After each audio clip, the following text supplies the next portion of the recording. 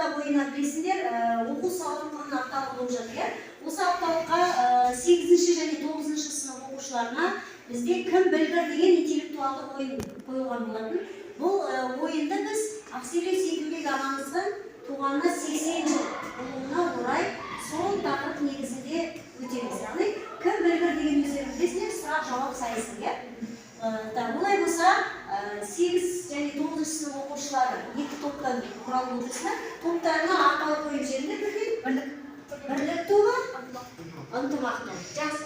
Мен енді бірлік, ынтымақ тобына арналған сұрақ деп айтып отырамын, сол кезде ғана жауабын айтып отырасыздар, жүремін. Бірінші, жасы кіші 8-ші сынып болғанда 8-ден бастайды. Бірінші сұрақ. Мақсаты ойын жаңа айттым, Ақселеу Сыланұлы Сейдімбек ағамыздың өмір жолымен танысу. Ақселеу Сейдімбек ағамыз өзінің қазақтың күйеулері атты кітабында былай деген болатын. Өзінің қасиеттен айырылған ұлт өледі. Ұлтты өлтірмейтін оның тіл тума мәдениеті ғана. Сондықтан бұл жолда еткен еңбек пен төккен терді тәңірлік сыбағасына дуалай жүріп, өткеннің асылдары болашақ ұрпақтың жан жүрегін жылыту үшін қол жалғап жіберуіміз қажет.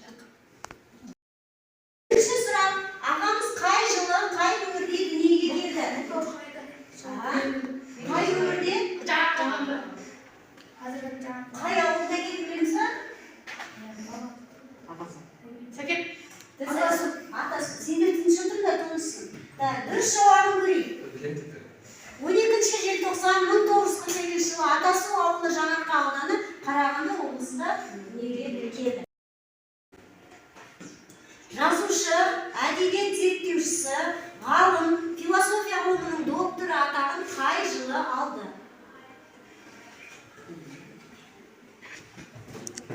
Ойланамыз.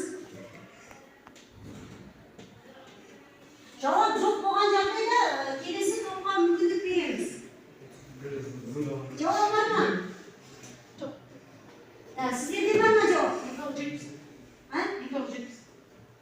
Дұрыс жауабын көрейік онда. 1998 жылы алды. Ынтымақ тобына ұпай берілмейді. Әзірше 1-ден 0.